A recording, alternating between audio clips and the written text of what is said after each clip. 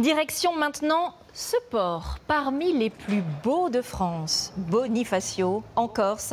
3200 habitants seulement et près de 10 000 bateaux qui y font escale chaque année en plein été. 1 sur 2 est refusé, tellement la demande est forte. Alors comment sont guidés les yachts des célébrités? Pourquoi des plongeurs interviennent parfois en urgence? C'est toute la vie secrète du port avec Emmanuel Rouillon et Philippe Pelletier. Il est à peine 6 h du matin quand ce yacht de 75 mètres quitte Bonifacio. Christophe. Le capitaine du port est très vigilant. Des accidents, il y en a déjà eu ici.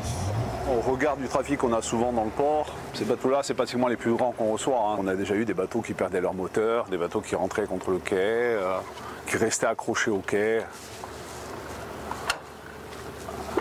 Là, vous pouvez mesurer la distance qu'il y a entre le ponton et l'autre côté. On est sensiblement 10 mètres de chaque côté, donc les marges sont minimes.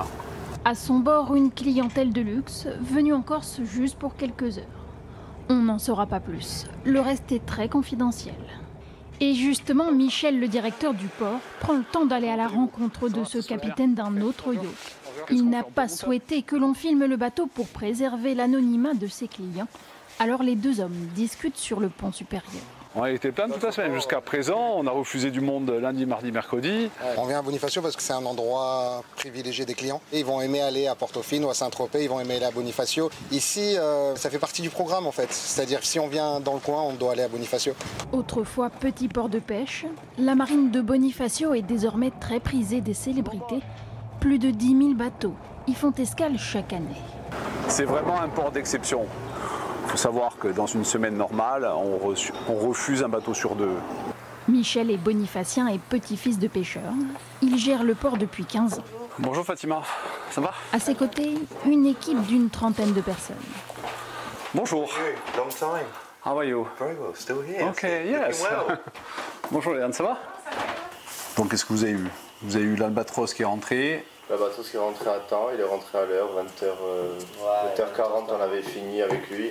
Encore une fois, c'est un moment qui est assez calme et serein.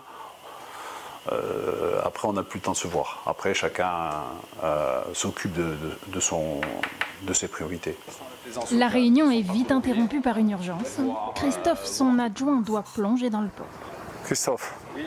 Juste une inspection là autour du bateau. Ok. Voilà, regardez si c'est pas pris la pandille dans l'hélice hier soir. On peut intervenir de suite en fait, on a la chance, on est, je pense, l'un des seuls ports où parmi les peu de ports où les plongeurs sont présents et peuvent réagir très très vite. Il y a un problème, on peut vite se mettre à l'eau, on monte une équipe de plongée et voilà. Alors qu'est-ce que vous avez vu? Rien d'anormal, tout va bien. Rien d'anormal aujourd'hui, mais ce genre d'urgence arrive plusieurs fois par semaine. Ici, on se doit d'être réactif, car la clientèle paye cher, jusqu'à 4 000 € la nuit pour les grands yachts. Autre impératif pour garder l'attractivité du port, la propreté. On a une vraie méthode pour récupérer nos objets. On a des pompes qui sont positionnées au bout du port. Tout se réunit à un endroit du port, dans un coin où on a placé nos pompes. Ce qui fait que le ramassage, il est assez aisé.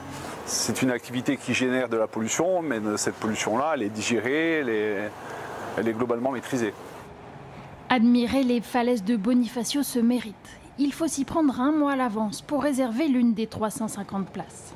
Bientôt, le ballet frénétique des bateaux rythmera le port de Bonifacio.